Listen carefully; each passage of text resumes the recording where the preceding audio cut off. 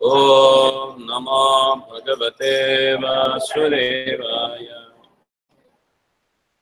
Narayanam Namaskrityam Naram Chaiva Narottamam Devim Saraswatim Vyasam Tato Jaya Mudiraya.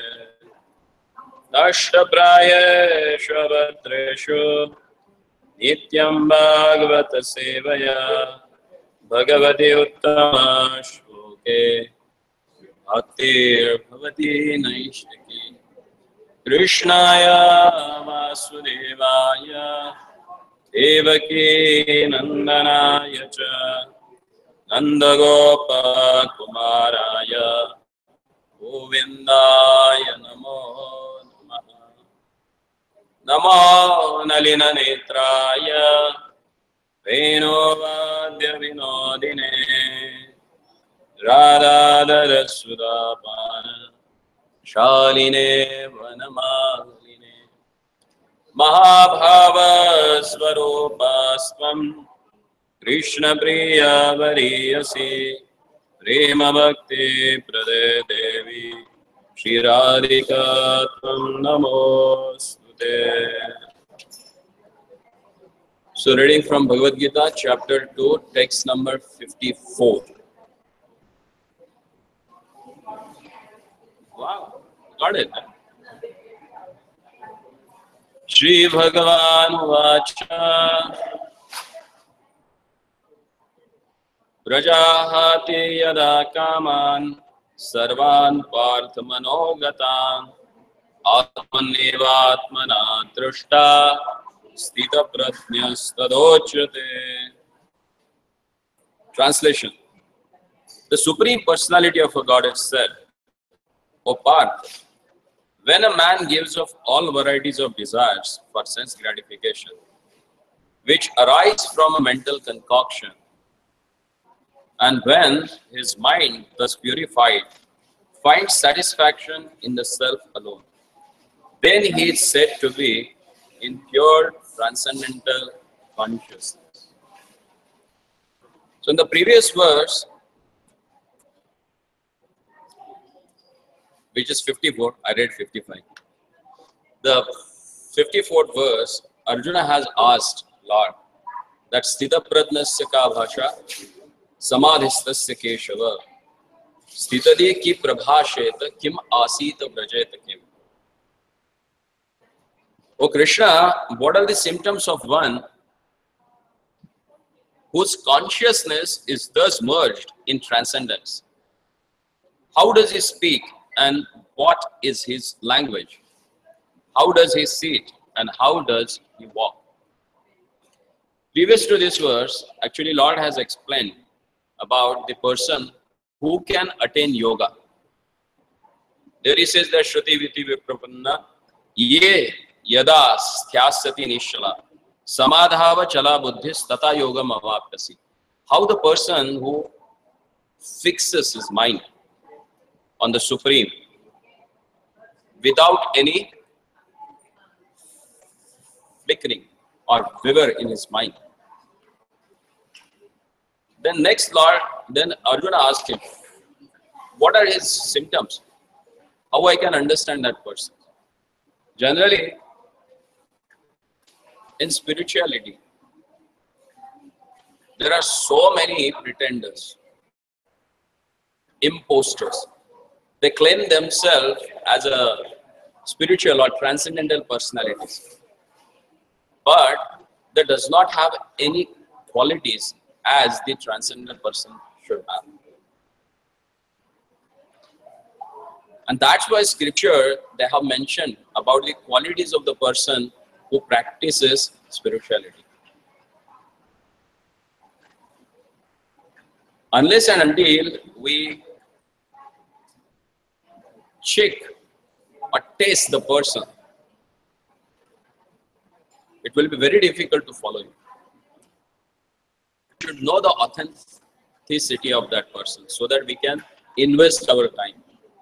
Otherwise, just following any worldly wrangler or mundane person who is not at all interested in spirituality, but who shows or makes show off of spirituality, that's not good for neither us nor for him.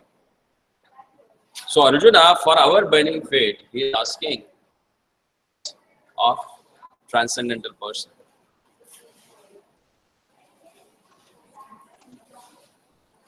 And then Lord says about that Prajati yada kaman sarvan partha manogatan atman nevatmana tushtas stita prajnas tadochyate. When man gives up all varieties of sense gratification on bodily platform, on mentally platform, and intellectual platform, all these three stages, when he gives up the thoughts of sense gratification, then that person is considered as a stita prajna. Prajna is intelligence. Whose intelligence is focused, that person is known as a stita prajna. Focused on what? On the Lord.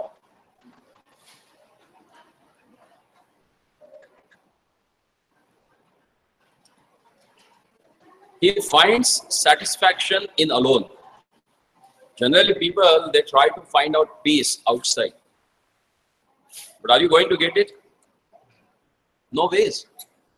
Because this material world is called as Dukkhalayam Ashashvata, which is temporary as well as full of miseries. So where you are going to get a peace of mind? Are you? No, yes. Then where to find this peace of mind? It's in your heart. But we don't know that. Like musk deer. It runs all around to find out from where it's getting that wonderful fragrance of musk. But that poor fellow does not know that is there in his own navel only. But the musk deer, he runs all around. So same way, that happiness and peace of mind lies in your heart only. But because of ignorance, we try to find it all over, but not in our heart. So the symptom of transcendental is that he has achieved that inner peace of mind. Atman nevat manat prashna. And when someone gets that inner peace, then he becomes tushtaha. Tushta means satisfied. Yasmin sthitopi dukhena gurunam api vicharyate. Once the person gets situated in that platform, he never gets disturbed by anything, whether it is a happiness or whether it is a suffering. Is that clear? Srimad Bhagavatam affirms that any person who is fully in Krishna consciousness or devotional service of the Lord has all the good qualities of the great sages, whereas a person who is not so transcendentally situated has a no good qualification. Harava bhaktasya kuto mahadguna. If someone is not a devotee of the Lord, what sort of a good qualities is he going to get it? Sometimes we think that people in the outside world, they are very gentle, very sober, very well behaved. But what's the use if they are not devotee of the Lord? Manorathe nasati dhavato vayi, because they follow the course of mind. The way mind drags them, they follow the same route. Then what's the use of their so-called sophistication if they are not surrendered themselves or not dedicated themselves to the Lordship?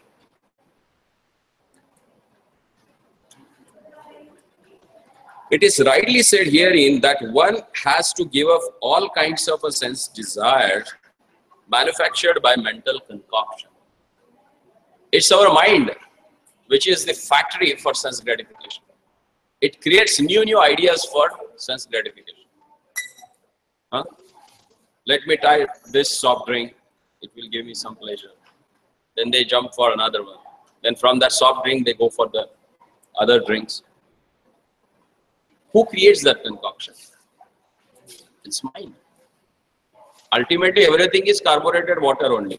The percentage of CO2 is less or more, but it is aerated water.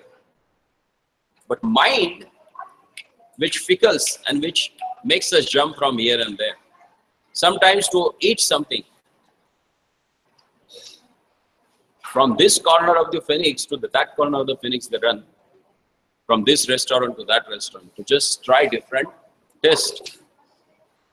But where is that taste lies? It lies in your mind. Mind concocts something and we follow that. But the person who has conquered his mind, he never gets astray because of the mind's dictations or dictations. And that person is known as the Sthita Prajna because he is situated now. Once he is situated, no one can disturb him. That is the quality of transcendentalism. Once he is situated in the service of the Lord, then he never goes and serve his senses because already he is situated. In the next verse, Lord says, Dukheshu anudvigna manaha sukheshu vigataspruha vitaraga bhayak krodha sthitidhir munir uchyate. Now he is again going in details about what are the other symptoms of this sthitadhi, this sthita prajna person. One who is not disturbed in a mind, even amidst the threefold miseries, or elated when there is happiness, and who is free from attachment, fear and anger, is called the sage of a steady mind. Harsha whether happiness, whether sorrows, whether excitements, he never gets carried away by that.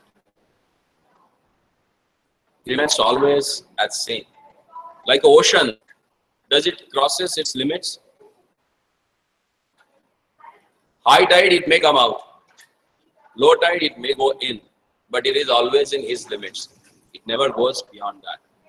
So same way, a sthitadhi person, or the person whose mind is totally controlled, he never gets bewildered by the recklessness of mind or the demands of mind. Neither he gets attached to the facilities that are provided by the body and mind, or neither he gets detached from them. He is always equipped. So further Lord says, Yah sadratrana abhisnehas tattat prapya shubha shubham navinindanti natveshti tasya prajna pratisthita. In the material world, one who is unaffected by whatever good or evil he may obtain, neither by praising it nor despising it, is firmly fixed in perfect knowledge. Who is the person who has fixed in the perfect knowledge? Sorry? Transcendentalist. Definitely. He is. How to know that? Who is transcendentalist? Nice, Lord has explained here. He never gets affected, either by praise or either by curses by the people. He is always equipoised. Gurunam api na vichalyate, who never gets disturbed by anything happens in his life. Why? Because he is always situated at the lotus feet of the Lord. So no worries for him.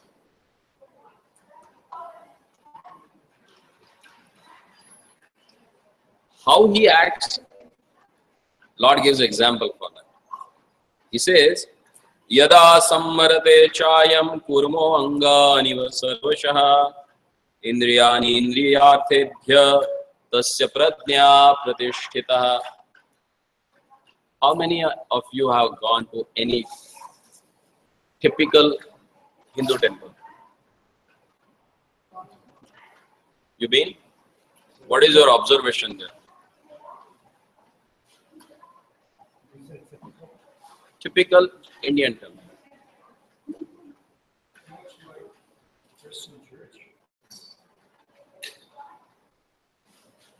Generally, if you visit any traditional Orthodox Hindu temple in India, you will find always in the temple hall, in the middle portion, they have a tortoise, which is carved in a stone. And that tortoise had widespread legs, and his neck is also wide open. It's also out of his shell. Why is it so? Any reason behind that? Yes, Guru.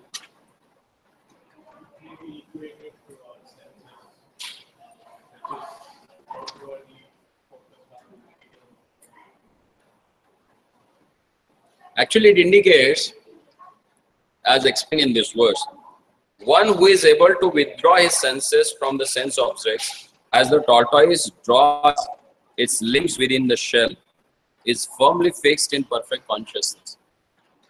When you go out of temple, you should be like this, like a tortoise. What he does, whenever he feels any danger, what he does? Immediately he contracts his all legs, neck, everything inside the shell, and he protects himself.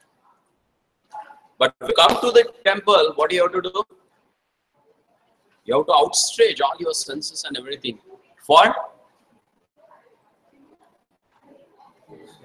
engaging them in the service of the Lord.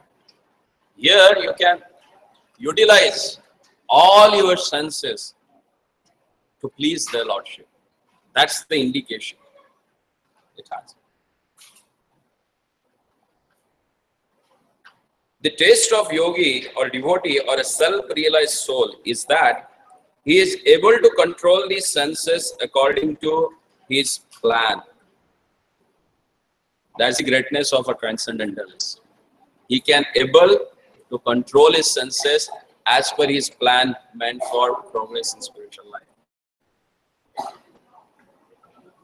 Most people, however, are servants of the senses and are thus directed by the dictation of the senses. In general, that's what happens. If minds get controlled by the senses, then mind follows the dictations of the senses. And then people go here and there. That's what happens.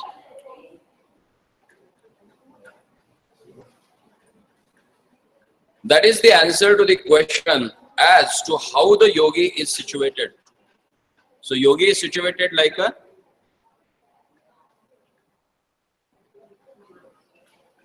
turtle, like a tortoise. Whenever he is exposed for the sense gratification, immediately he contracts his senses and keeps himself away from the touch with the material energy of the Lord, or objects of sense gratification. Because he is situated in Krishna consciousness. His consciousness is totally absorbed in the service of the Lord.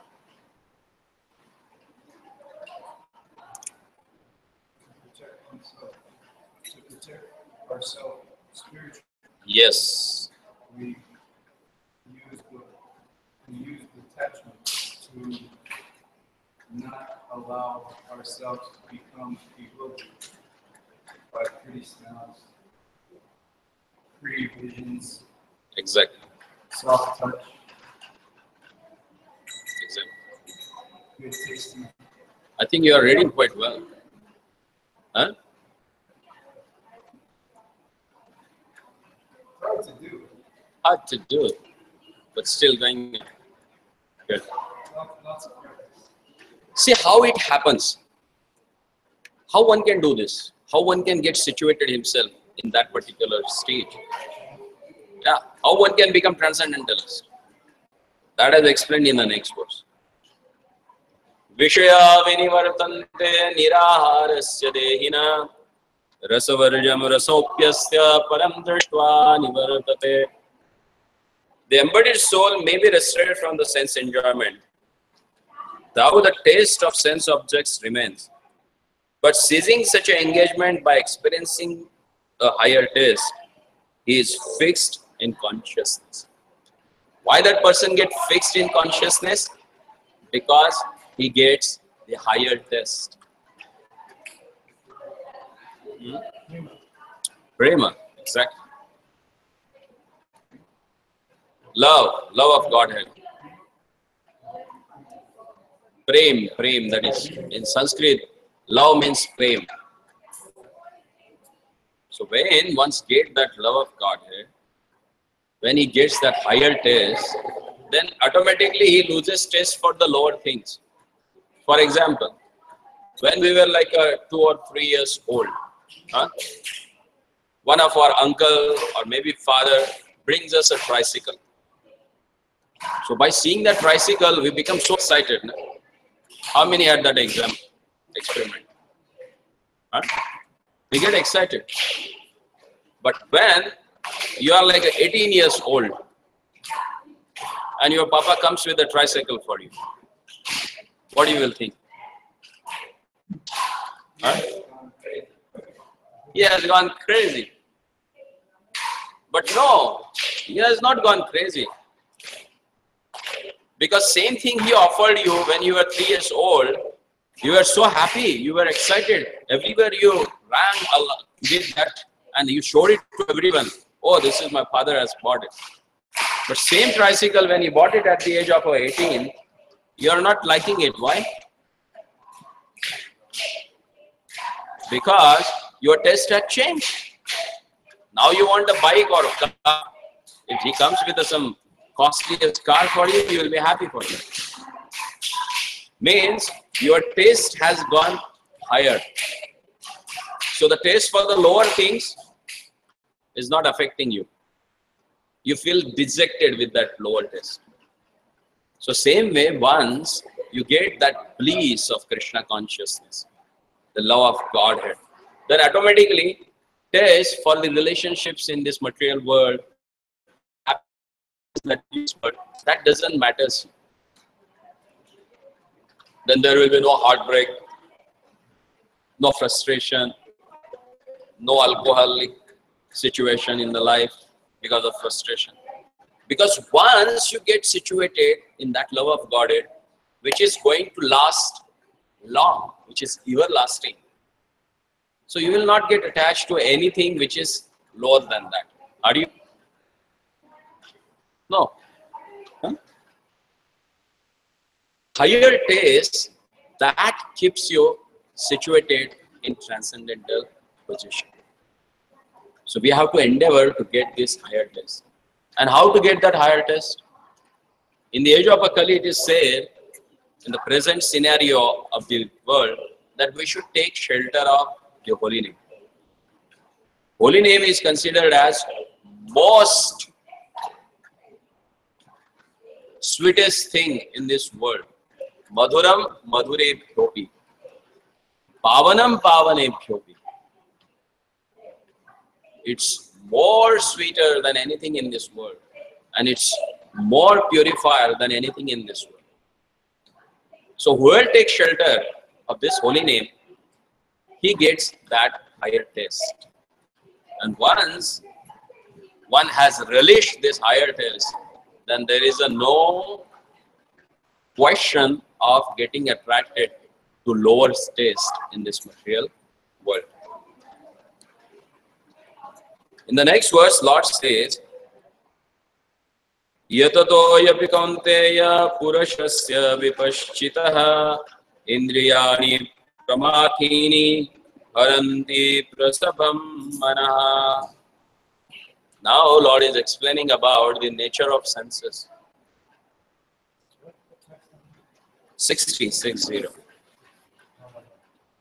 2.60. The senses are so strong and impetus, O Arjun, that they forcibly carry away the mind even of a man of a discrimination who is endeavoring to control them.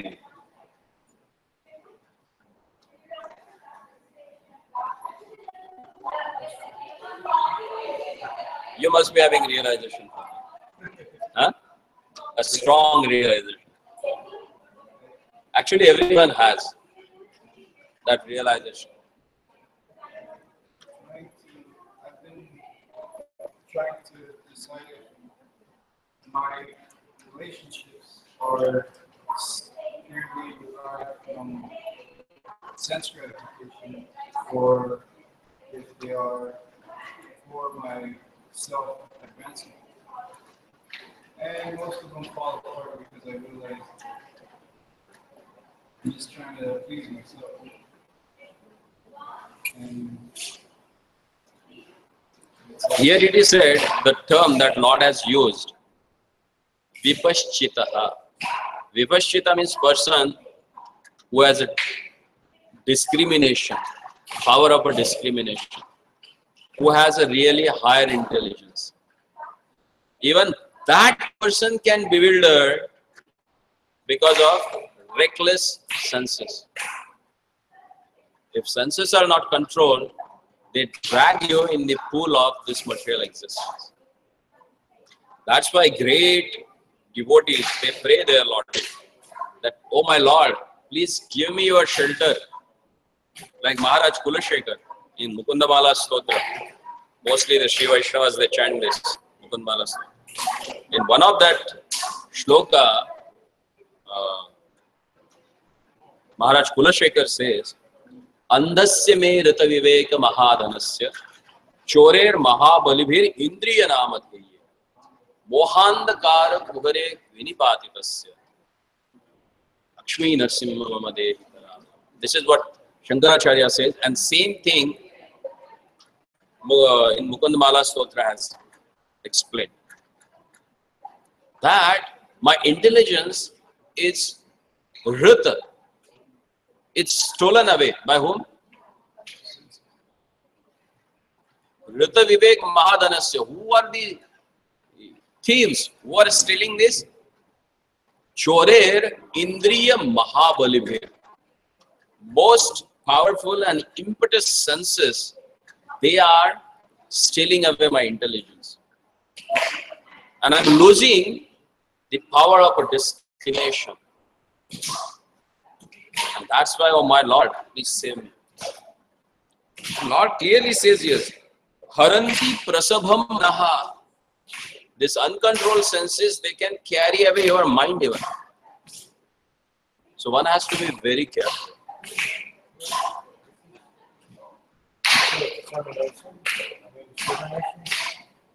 Discrimination. See, discriminations, that's the function of intelligence. Intelligence discriminates the things which comes to you, which is good for you, which is bad for you. And if you have that rational intelligence through which you can make it out, which things you have to accept in your life, which will help you to make progress in spiritual life, or which things that you have to discard. That power of discrimination comes from the intelligence. And that intelligence, you get it when you engage yourself in the service of the Lord. Teshamevanu kampartam aham jnanam ajam tamaha nashayami atma bhavasto jnanadipena asvatam. Lord, He ignites that knowledge in your heart through which you get this viveka buddhi, which is known as a power of discrimination. Got it? Is that clear?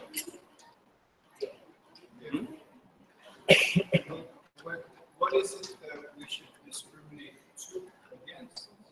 Can you just switch off this fan? The front fans.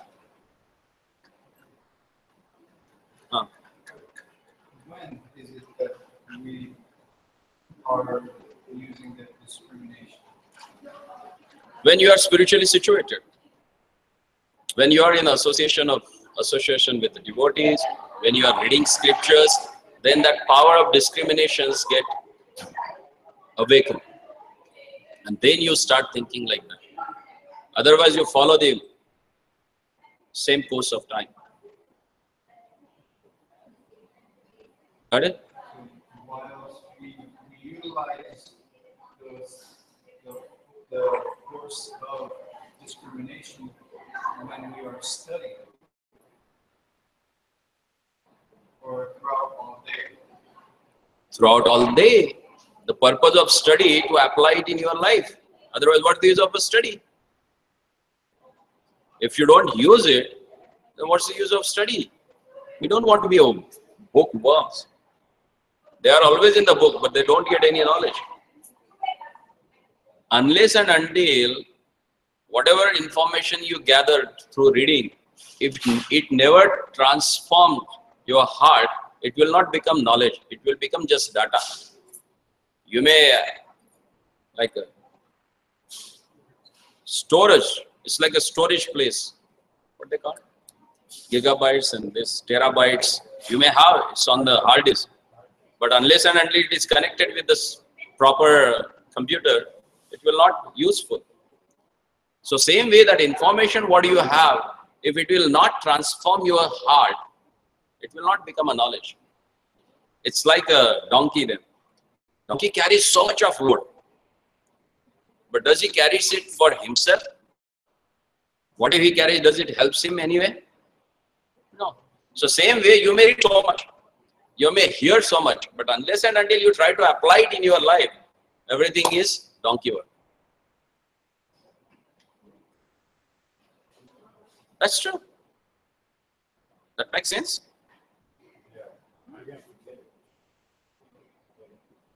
Yeah. See, even great acharyas, like Yamunacharya, who is the spiritual master of Sripad Ramanujacharya, he writes in one of his Stotravali that how mind is crooked, how it works. He says, Yadavudadi madacheta Krishna padarapinde Navanavarasadamya udyatam brantumasi Tadavadi batanari sangame smaryamane Avati mukha vikaraha sushto nishtivantum cha. It's very important. Pay attention. Read it carefully. Since my mind has been engaged in the service of the lotus feet of Lord Krishna, and I have been enjoying an ever new transcendental humor, whenever I think of sex life with a woman, my face at once turns from it and I spit at the thought. So it indicates, even if someone has situated at the transcendental position also, mind will try to drag you down by thinking about sense gratification. So there, your discrimination power works. Because you have tested the higher test, you are engaged in the service of the Lord. So what you can do then? You can spit on that thought. You can neglect that demand of mind. And that's what param drashtva nivartate. Once you get the higher test, automatically lower test becomes insignificant. See, Lord has used these 3 verses to make you understand. Unless and until we understand this, you may jump around, you may practice different paths of spiritual life, but if you don't have a higher test, you will fall down. That's why Brahmaji in his prayer, he says, Ye anner vindaksha vimuktamaninas tvaya sadbhavad avishuddha buddhaya patanti adha anadra yushmad padangre. Oh my Lord, there are different transcendentalities transcendentalists, they adapt different processes to reach you. They may go study, they may perform yoga, they may perform Ashtanga yoga, they may perform different karma kanda. But unless and until they develop attachment to your lotus feet, they are prone to fall down. And that's why we see these Mayavadis, Nirakarvadis, Brahmavadis, Shunyavadis, the widest, impersonalists, all they fall down because they don't have a higher test. The person who has higher test, only he can spit on the thought of the lower thing. No one else. Getting it? Huh? For example, Vishwamitra. Great Rishi. He performed austerities for 60,000 years. How many years? 60,000 years. He performed austerities, but he fall a prey to Ramba, to a celestial prostitute. Why? After performing such a severe austerities, he never got the higher taste. So he got bewildered. And here Thakur Haridas, who was totally absorbed in the chanting the holy name of the Lord, he used to chant 3 lakhs holy name every day, 192 rounds of Mahamantra. Maya, the personification of Maya Devi, the illusory energy of Lord, she came to bewilder him. She asked him, I am such a beautiful, and he was. She is actually, because she has Lord's external energy and she can bewilder anyone. And she came and she stood in front of him and she said, I will have a sex with you.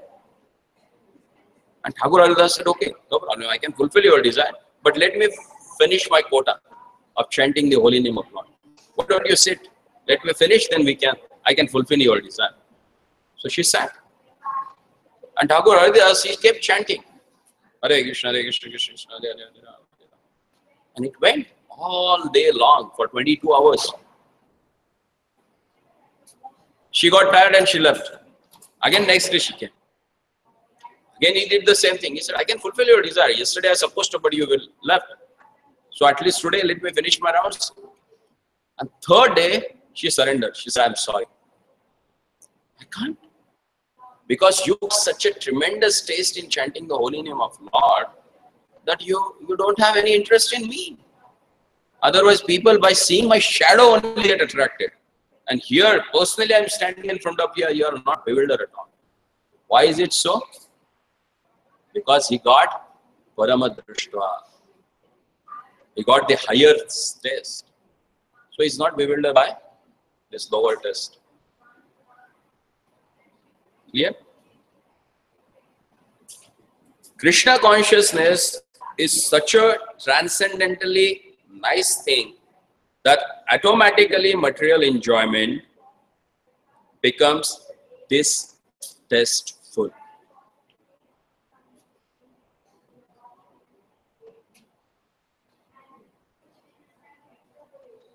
Everyone has this realization. Before coming in Krishna consciousness, we had so many longings for so many things. Once you come in contact with the Krishna consciousness, it's such a nice thing that automatically you develop distaste for all the material things.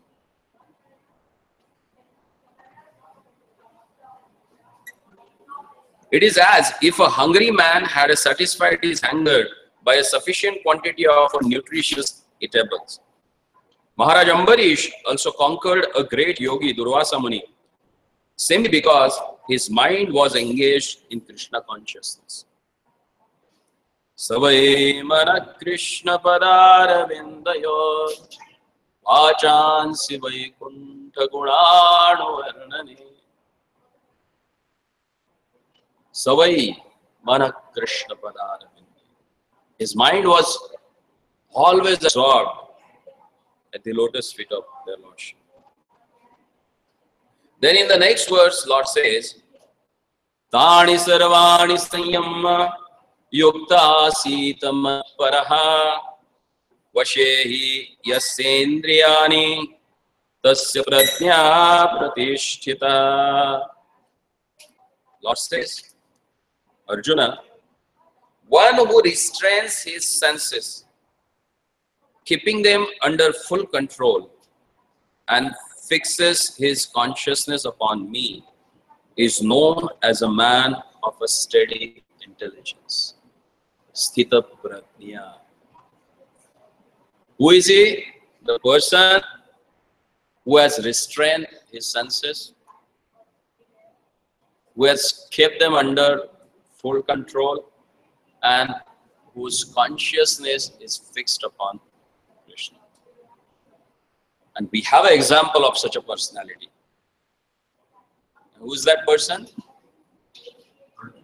Maharaj Ambarish. Maharaj Ambarish, he was a king of Ayodhya. And he was in a Sun dynasty, Vaivasvata.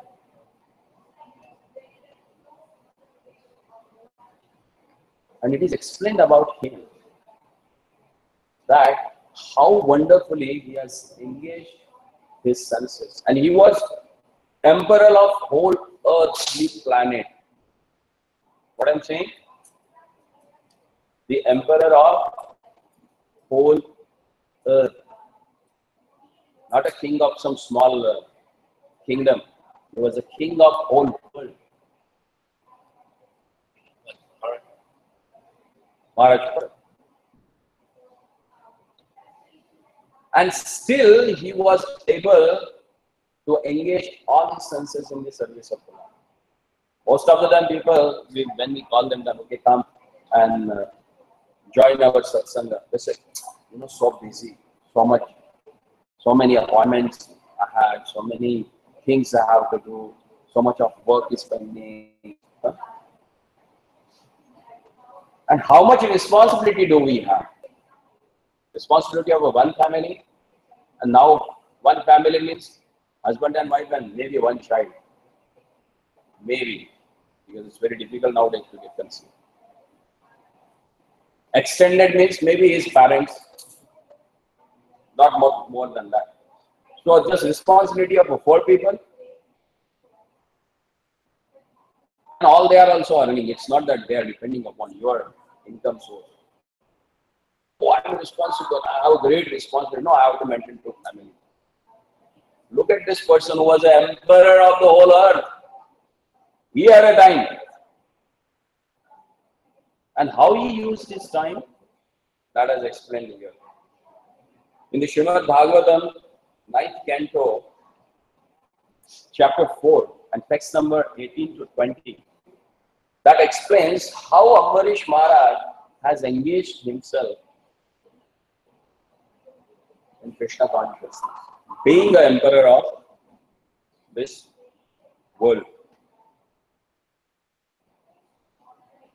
Savai mana Krishna padara vindayor vachansi vaikuntha gurana varnane karoraner mandiramarjanadisho shrutim chakarachyuta satakatodaye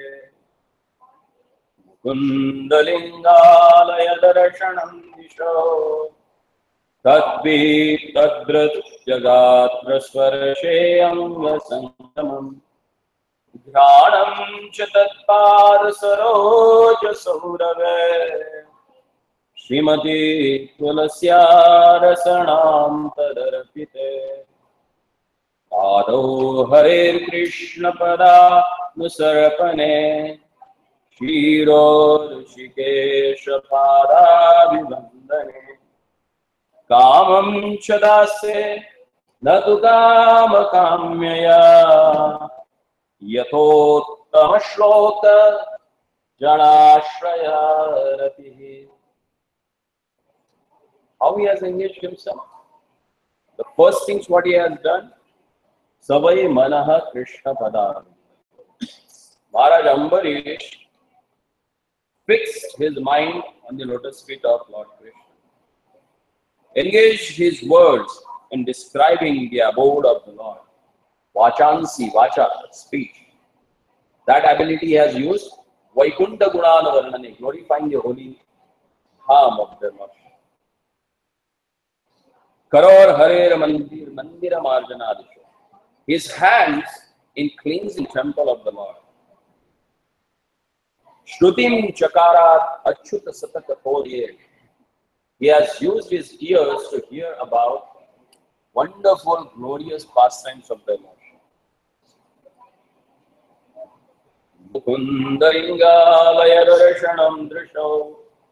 He has used his eyes to see the beautiful form of their Lordship.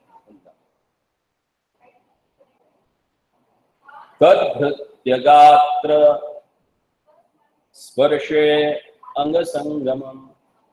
In this material world, the most lucrative attraction is touch. That's why Maharaj Kulashekar, he prays to their Lordship. Naham Bande. What he says? Naham Bande Tava Charana Dvayo. I am not worshipping your two lotus feet to get the heavenly planets. Naswarga.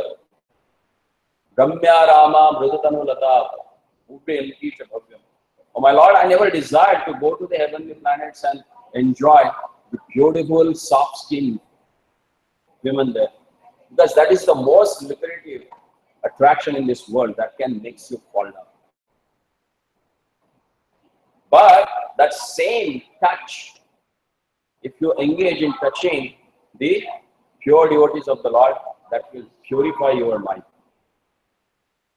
When you touch the lotus feet of devotees, you get rid of the sins.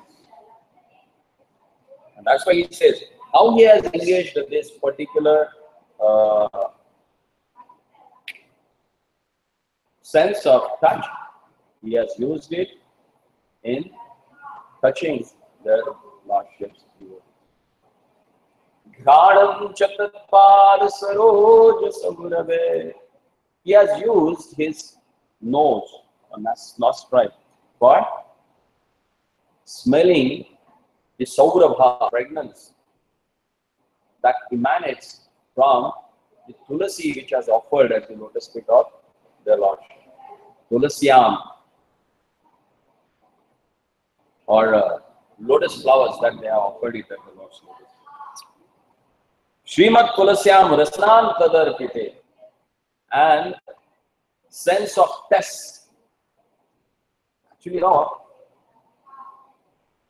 how many do you know that how they operate big ships? What they call mostly ships? Big, huge, like the huge one, which has models and everything. Cruisers. Cruise. How it navigates? Longitude and latitude kind of compass. It has a radar. That ship may be like a 1 kilometer long, but that radar is hardly maybe 30 or 40 feet long. But that has capacity to move this gigantic cruise. So same way this body, as compared to the height of this body, or the length of this body, and then length of the tongue. What's the ratio? Nobody has thought about that. Maybe someone is like a 6 feet, but tongue is like a maximum 4 or 5 inches, not more than that. But that tongue moves that 6 feet body here and there. Huh? It happens, no? Just to taste something, the tongue wants to taste something, and his whole body from downtown Phoenix that goes up to Tucson to taste some ice cream or some buns or some chocolate, something. So this like that 4 or 5 inches of tongue that moves around That's why we come all the way from Prasadam. Because that is the perfection of that desire. You know? That's the perfection of tongue. That's what it says here. Srimate Tulasya Rasanam Tadarpite. Oh my Lord, the Tulsi that has offered to you, that fulfills the desire of tongue. That's the perfection of test. If I test that, then my jiva gets controlled. My tongue gets controlled. That's why before taking sadhana, we chant one prayer. Sharira Vyadyajal, Jadendriya Taheka, Jiva Fele Vishaya Sagare, Taramadde, Jiva Ati. This Sharira, this body is nothing but Avidya Jal, the net of Avidya, ignorance. Taramadde Jiva Ati. And in that net, who has got caught or shackled? Jiva, the soul. We are got shackled or trapped in this net of material body. Sharira Vidyajal, Jadendriya Tahekal, Jive Vele Vishaya Sagare, and Jiva has fallen down in this material world. Because of what? Taramadde Jivati, because of this tongue.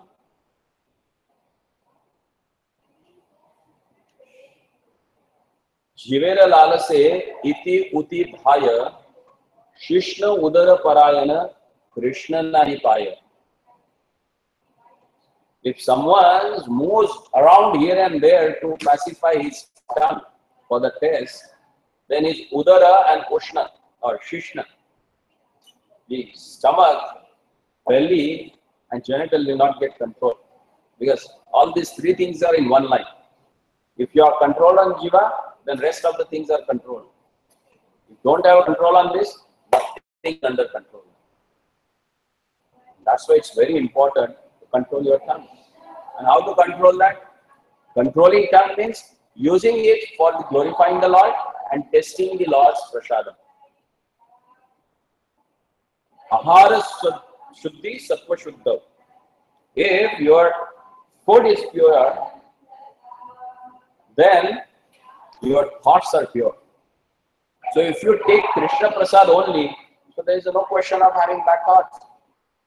Huh? Always you will think about Lord's mercy. So he says that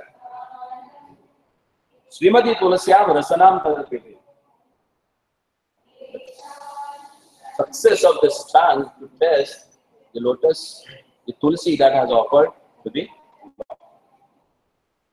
Pado Harera Kshetra Padanu Sarpane. The perfection of the legs to circumambulate or to visit the places where Lord has performed his pastimes. Shiro Rushikesha Padabhi Vandane. The perfection of head to bow down at the lotus feet of the God. Otherwise, you have to bow down in front of two personalities. Where it may be. Who are they? One is barber. In front of barber, you have to do it or not? And in front of wife. You lost me. What are we talking See, Paro, Shiro, Rishikesha Padavi Vandane means you have to bow down in front of their lordship. For that only you have got this head. So we can bow down in front of the Lord. If you will not bow down in front of the Lord, you have to bow down in front of barber or wife. What's that? Bow down. Bow down. So you get a halo? What's that? That's aura, that effulgence. None. Kamam chadase natu kamatam. And whatever desire we have to use that desire to fulfill the desires of the Lord. That way you can engage your desires also in the service of God. So this is how the transcendental is, or mat para. The person who is engaged 24 hours in Lord's thought, he engages himself in this way. That person is called as a Madhvara. And then Lord says, how person gets entangled in this material. In the next text, 62. Dhyayato Vishyan Pumsa Sangastheshu Upajayate Sangat Sanjayate Kama Kamat Krodho Vijayate. While contemplating the objects of the senses, a person develops attachment for them. And from such attachment, lust develops. And from the lust, anger arises. See, why Lord's devotees, they never get angry? Reason is here. From where anger generates? If someone is angry, definitely you have to think that that person has a lot of unfulfilled desires in his heart. Because anger is known as a Kamanuja. Kamanuja means the younger brother of Kama. So anger is the younger brother of lust. First, lust is there, and that's why anger is there. Kama is there, that's why Kamanuja is there. What is meant by Kama or lust? Atmendriya Pritivancha Taravani Kama. When we desire to pacify or satisfy our own senses, that is known as the lust. Krishnendriya Pritivancha Prema Dharena. And when you have a desire to serve Krishna, that is called as a prema. So our kama is nothing but perverted reflection of a prema for the Lord. We're supposed to love their Lordship, but we are not loving Him. So what we are doing, we are loving our senses. It is called as a perverted reflection. If you don't serve Rishikesh, you have to serve Rishika. Rishika means senses. And when person, Hayato Vishyan Pumsa, when he thinks about the object of sense gratification, Sangasteshu Upajayate, because of that contemplation, he gets attached to that. And that attachment develops into lust. And that lust causes anger. And Lord devotees, they are free from the anger because they don't have lust. Krishna Bhakta Nishkama Ateva Shanta. The Lord's devotee, he does not have any other desire than pleasing their Lordship. So they are peaceful. But rest of the people, they are disturbed because they are having so much of hankering. Now, like when we are in the school, our target is that I want to go to college, get my degrees. Please, then you are satisfied. Then you wanted to run around for the job. So first you get certain package. After that you hanker for the bigger package than that. Then foreign trip. Then establishment there. Then it's going on. It's never ending. So, Hayate Vishyan Pumsa, you just keep contemplating upon the objects. And these objects are ever increasing. They are not reducing. But once he gets situated and he comes to know what is the real purpose of life, what is the real goal of life, gets satiated. And there ends the desire for sense gratification. The Lord is explaining further how this living entity gets entangled in this world. First of all, because he contemplates on the object of senses. In result, he gets anger. Then what happens if someone gets anger? Krodhat bhavati sammoha, sammohat smriti vibrama, smriti vanshat buddhinacho, buddhinashat vinashati. From anger, complete delusion arises. When you get angry, you forget the reality. From delusion, bewilderment of memory. You lose your memory. When memory is bewildered, intelligence is lost, and when intelligence is lost, one falls down again into the material pool.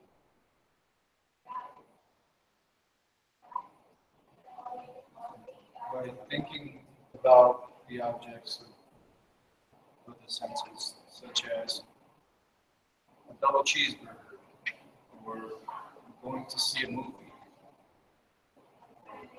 a cologne that you want to have, that is avoiding those desires, those contemplations.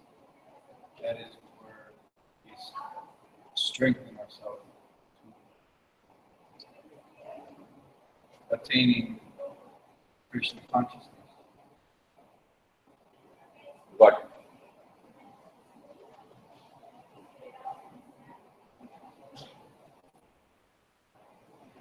Srila Rupa Goswami has given us this direction. Prapanchikadaya buddhya hari sambandhi vastuna mumukshvi parityago vairagyam phalgu tatyate. Krishna consciousness, one can know that everything has its use in the service of the Lord. Those who are without knowledge of the Krishna consciousness artificially try to avoid material objects. And as a result, although they desire liberation from the material bondage, they do not attain to the perfect stage of renunciation. Their so-called renunciation is called Falgu, or less important. On the other hand, a person in Krishna consciousness knows how to use everything in service of the Lord. Therefore, he does not become a victim of a material consciousness. For example, for an impersonalist, the Lord or the Absolute, being impersonal, cannot eat. Whereas an impersonalist tries to avoid good eatables, a devotee knows that Krishna is the supreme enjoyer and that he eats all that is offered to him in devotion. So after offering good eatables to the Lord, the devotee takes the remnants called prashadam. Thus everything becomes spiritualized and there is no danger of a downfall. The devotee takes prashadam in Krishna consciousness, whereas the non-devotee rejects it as material.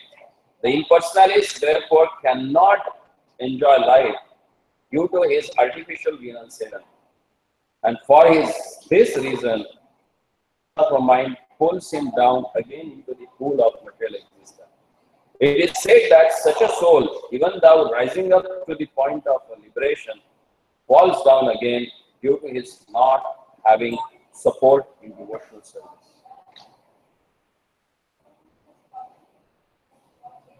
What do you understand? So, if we just have a personal kind of abstraction of God, so we will try to control our senses artificially by measures. And even by doing all that, if we are about to reach ultimate liberation, if we get a slight agitation, then we immediately Anadrita yushmada padangre patantyartha. He falls down because there is no right engagement.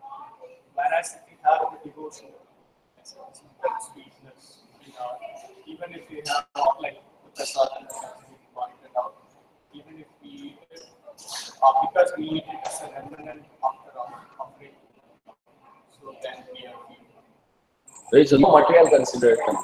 Otherwise, what happens? Oh, this is material. This is material. This is material. Maybe, not this, not this, not this. No. Everything is meant to use in God's service. But we don't know how to utilize that. That's the problem. Mayavadis, because they say that God is impersonal. Impersonal means nothing. No hands, no legs, nothing. So how he can enjoy? Devotee, he knows Lord is the supreme enjoyer. And everything in this world for his enjoyment. So if I offer it to him, he enjoys it and he gives it back as a prasad for me. So rather than this material consideration, it becomes whole things spiritualized. And that's why That's why this Krishna consciousness is considered as a nice method. See, you can't give up in this material world, can you? To give up something, you need to possess it. Na? What do you mean, give up? Like, our doctor has a really fantastic car. And I say, okay, I'm giving up this car. Does it make any sense? It never belongs to me. It is someone else. And I'm claiming that I'm giving it. That's nonsense. Like a bus driver saying, get off my bus. Yeah, get off my bus. Bus belongs to him? No. So same way, this body belongs to us? No. What temporarily? No way. When you are like a small child, your papa, mama said, You're my child. huh? This is my child. When you grown up and have your girlfriend, then what she said? Is mine. Further, when you got married with her, luckily, you have your own kids, kid will say, My father. it's my father. Your colleagues and the office staff, they will say, he's my boss. And ultimately, when you die, eventually everyone has to die. Here they bury, at our place they burn. So body belongs to whom then? Either earth or fire. So is it yours? And I'm thinking I'm giving up body. Body is giving up you. Huh? You can give up or renounce those things which you possess. But what do you possess in this world? Nothing. So better to use things whom it belongs to. So whom it belongs to?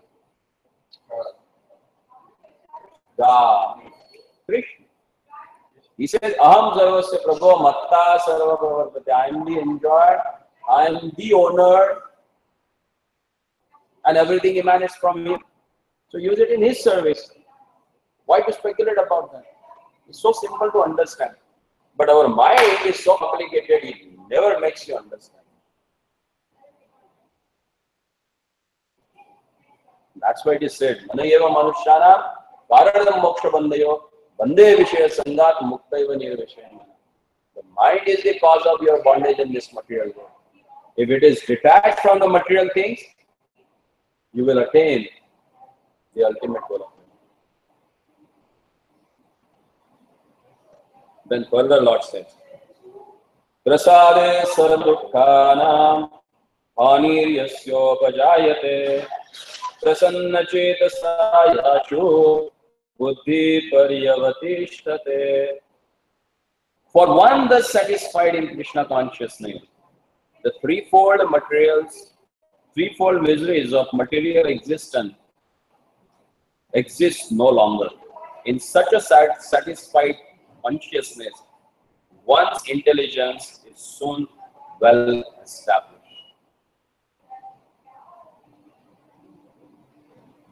So unless and until you are situated in Krishna consciousness,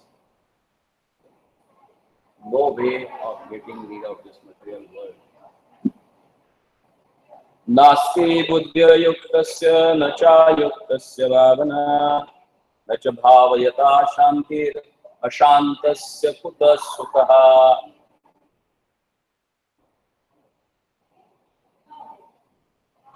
So here again Lord is explaining about the peace formula. How you can attain shanti, peace in this world. Nasti buddhya yuktasya nacha yuktasya bhavana nacha bhavayata shantir ashantasya kuta sukha. One who is not connected with the Supreme in Krishna consciousness can have neither transcendental intelligence nor a steady mind. Means who can become peaceful? The person who has connected himself with the Krishna, who has a controlled mind and proper intelligence. That person can attain peace in this world. So it's saying that intelligence is strictly a gift. Come back again. That intelligence is strictly a gift. Yeah. And when you get that gift, when you get engaged in his service.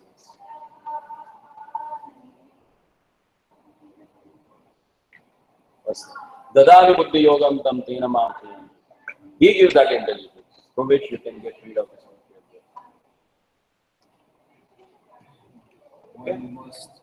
One must commit to devotional service before attaining any real adult.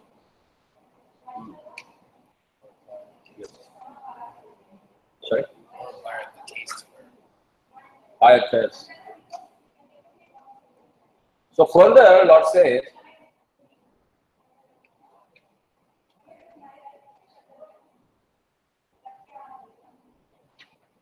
Indriyani charatam yanmano anuvidiyate tadasya harati pratnyam vayurnavam damdasi. As a boat on the water is swept away by a strong wind, even one of our roaming senses on which the mind focuses can carry away a man's intelligence. Tasya harati pradnyam vayur navayavam dasi. See, Lord is giving nice analogy actually. Now he is making us understand the facts of our life. If mind gets carried away by uncontrolled senses, then what happens? It's like a boat which is taken away by the wind. And we don't know where it will go. What massacre will be there? That's why one has to be very careful to control his mind. The Lord further says, Tasmaryasya mahabaho nigrihitani sarvasha indriyani indriyatebhyas tasya pratnya pratisthita. Therefore, O mighty arm, one whose senses are restrained from their objects is certainly our steady intelligence. So one has to control his central senses, getting attracted towards sense object.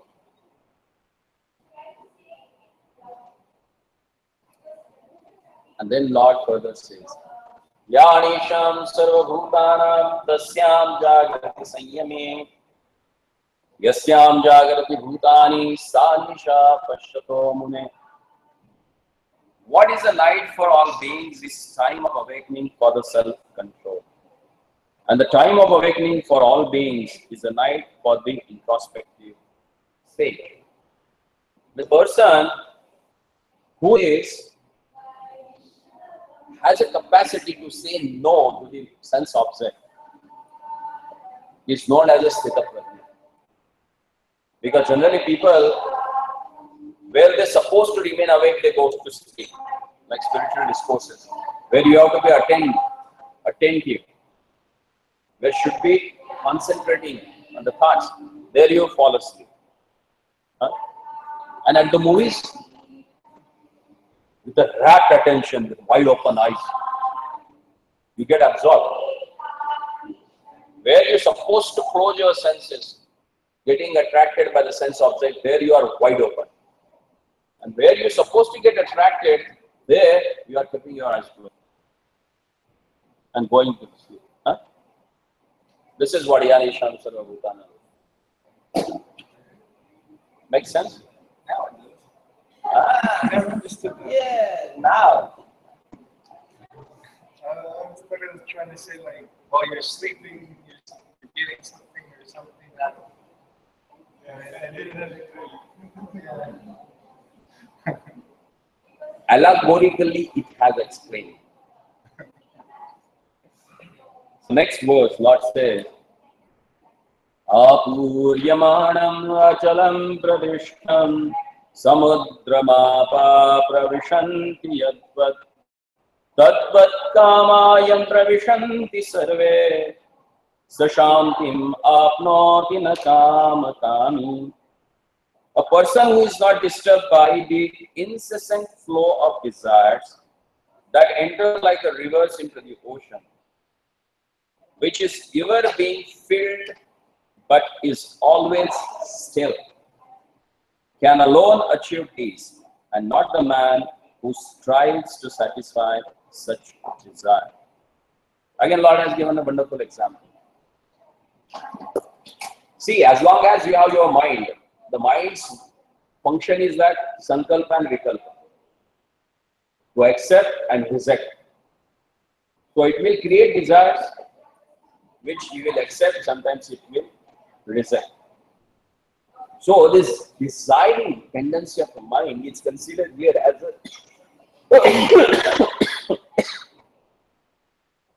different rivers. Few rivers, they come with a slow speed. Few rivers, they come with a heavy speed and they entered into the ocean. But does that makes disturb the ocean? Does that create disturbance for the ocean? So many rivers, for time immemorial, they are coming and crushing inside the ocean. But has it crossed its limits? Huh? Why?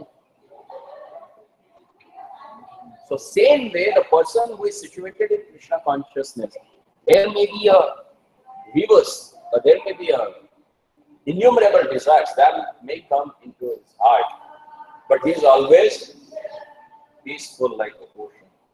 He never outbursts. He never gets disturbed. That's the glorification. That's the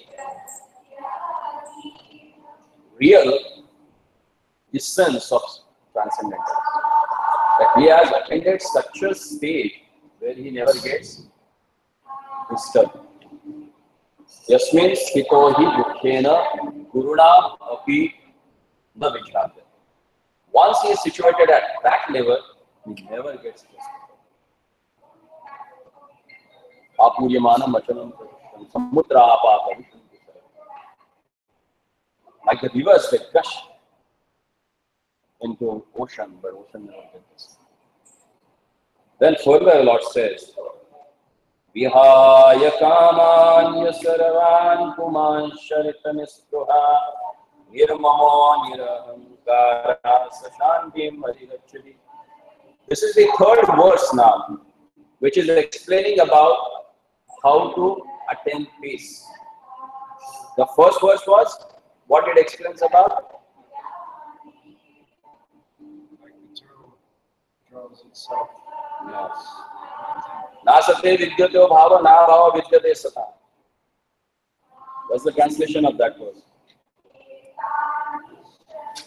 One who is not connected with Supreme and Krishna consciousness can have neither transcendental intelligence nor a steady mind. So who will have this? Plus, Connected with Krishna. So if you get connected with Krishna, you will get a proper intelligence from which you can control your mind. And that will give you a peace. And now what it is said? the person who has given up all desires for sense gratification, who lives free from desires, who has given up all sense of proprietorship and is devoid of false ego, he alone can attain real peace. So how many of you want to have a peace?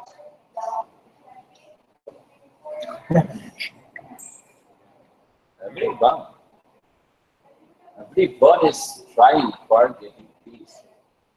But here, in the second chapter, Lord has given 3 different verses through which you can understand that how you can get peace in this world. First, connecting yourself with the Lord. Second, giving up the proprietorship that you claim yourself. Third, by giving up false ego. Egoistic people, they can't be peaceful, or they can. Huh? Like Duryodhana.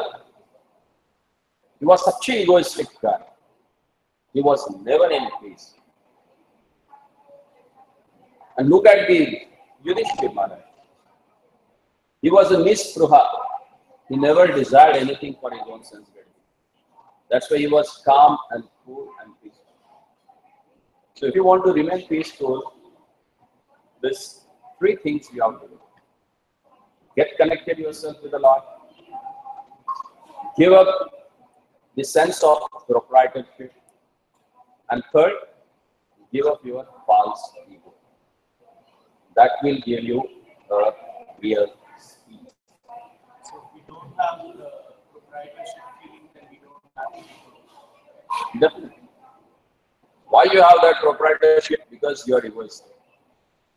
You think something superior than others to yourself. So that makes you to hold something. If I am superior to my colleagues, then I think I am operating them. So their possessiveness has come. So if you think that I am nothing, as compared to the gigantic cosmos, my existence is nothing. Thank you.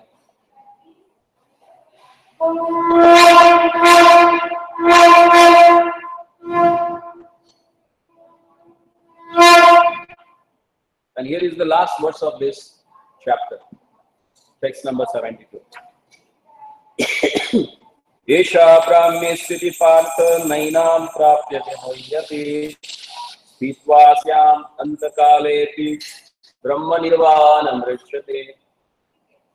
That is the way of spiritual and godly life, after attaining which a man is not bewildered. If one is thus situated, even at the hour of death, one can enter into the kingdom of God. So this is what it has explained here.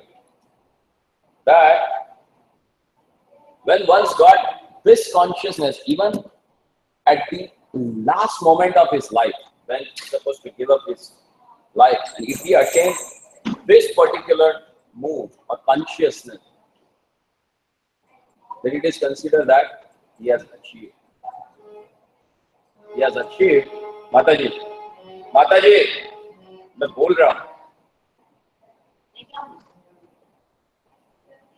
थोड़ा तो सोचा करो, समझा करो.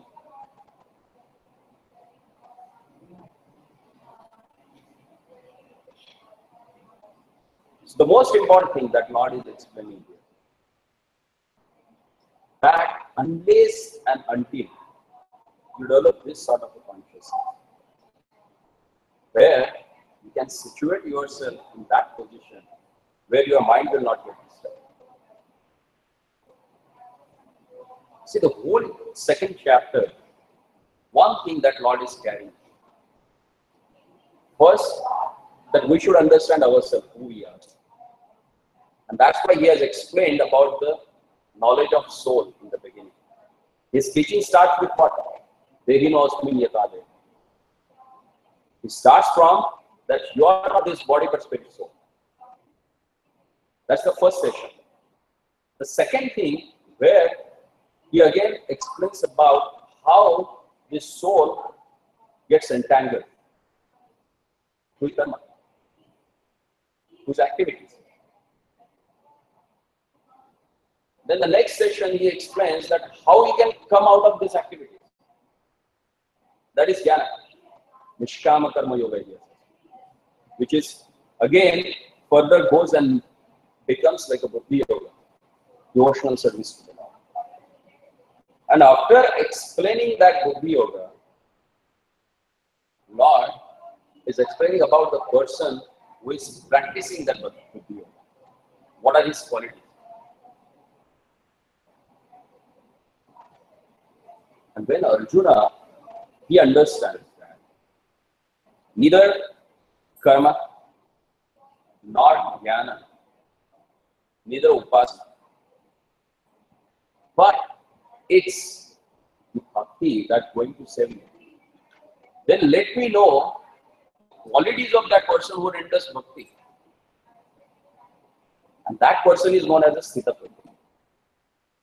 And now whatever we have studied the qualities, those are the qualities of a person who is a sthita prajna, whose consciousness is situated in Krishna,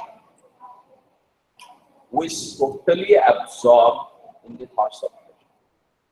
And then Lord explains about it, that how he attains peace. He gives example of that. Then, what are those things which, if someone wants to become a transcendentalist, how he has to cultivate them?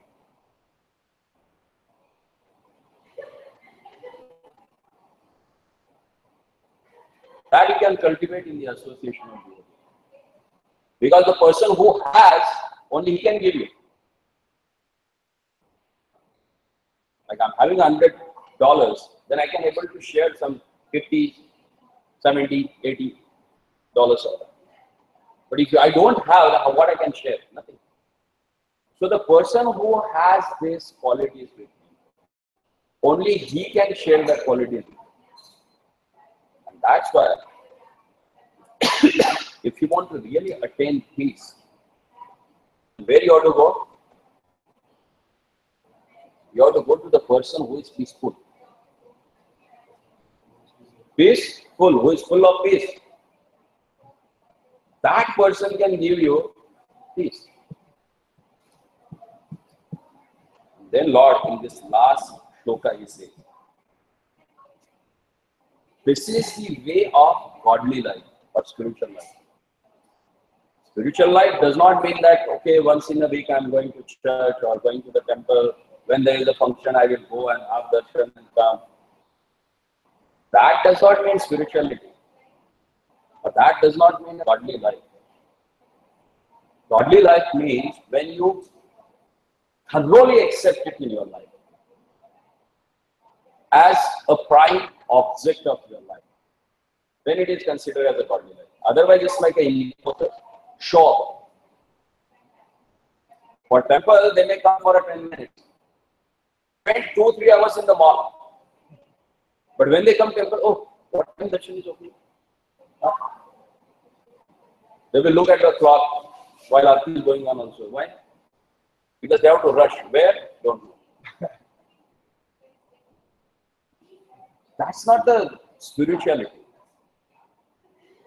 Spirituality means knowing yourself and acting on that platform.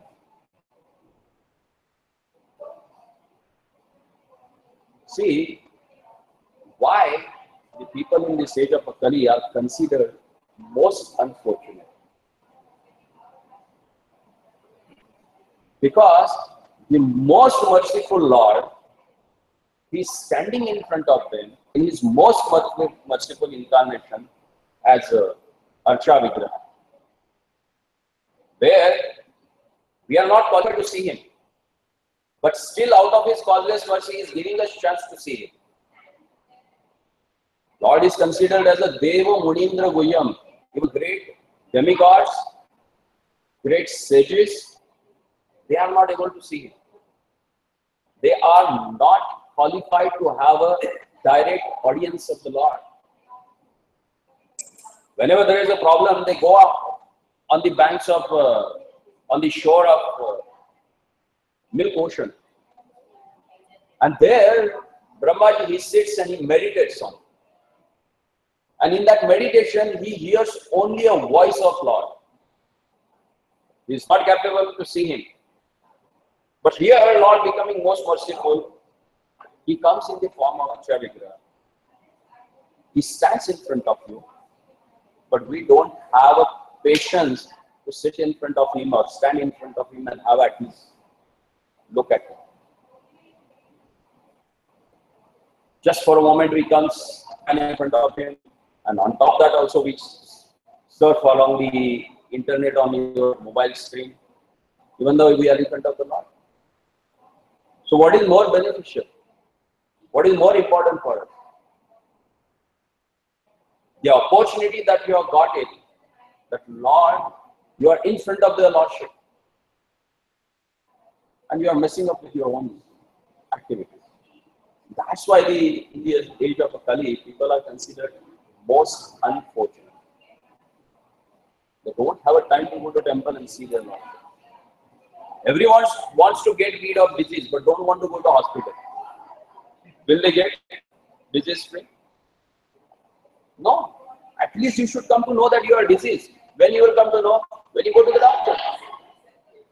So everyone, they wanted peace of mind, but they don't know how to get that peace of mind. They don't want to go to the hospital. They don't want to go to the temple. Temples are hospitals for Bhavaroga, for the disease of material existence. If you want to get rid of this Bhavaroga, you need to go to the hospital. Otherwise, it's not possible. And as explained here, one can attain Krishna consciousness or a divine life at once, within a second.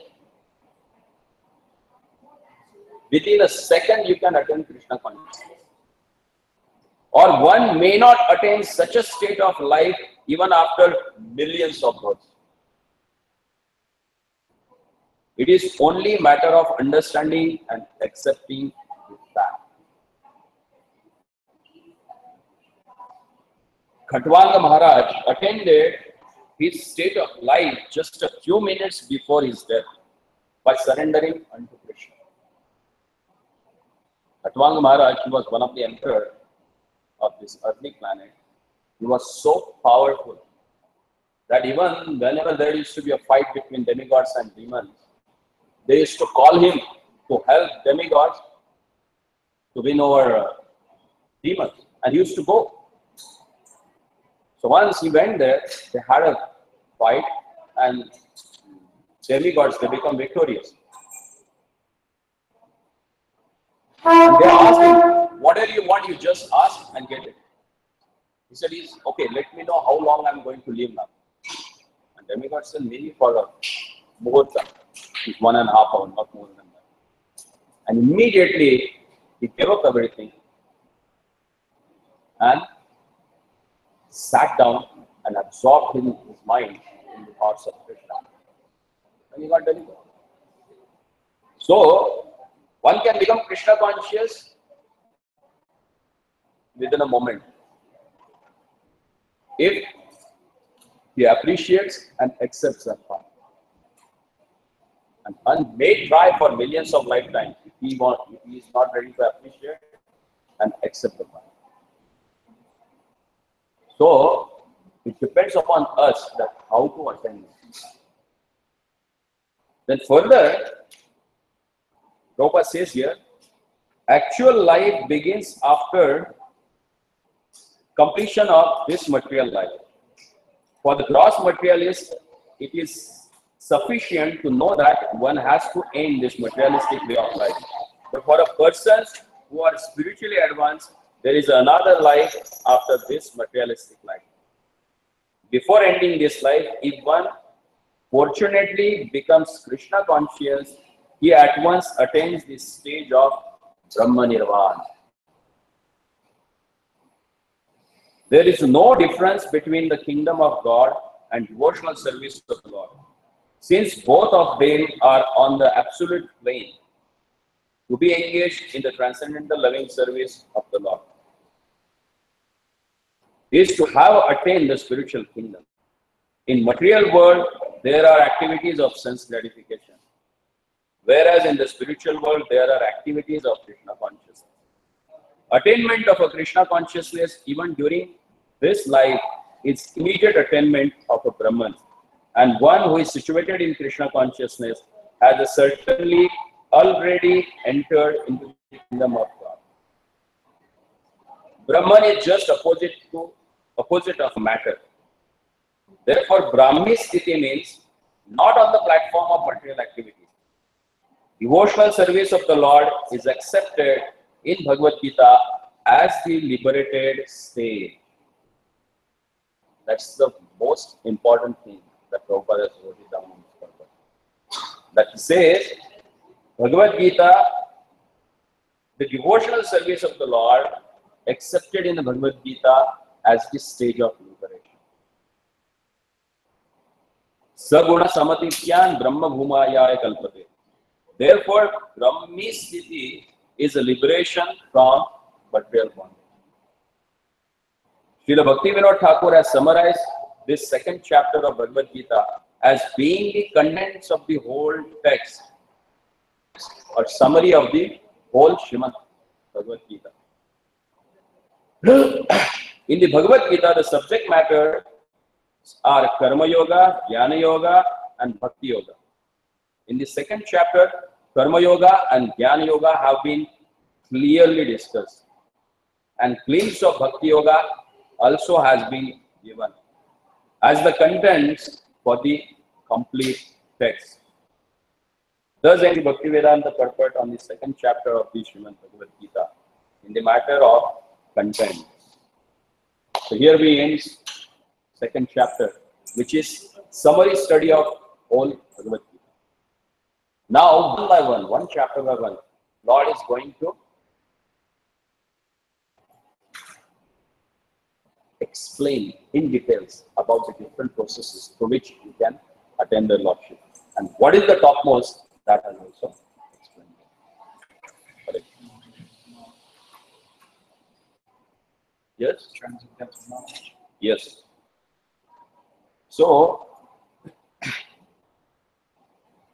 we have finally come up with the second chapter of Bhagavad Gita.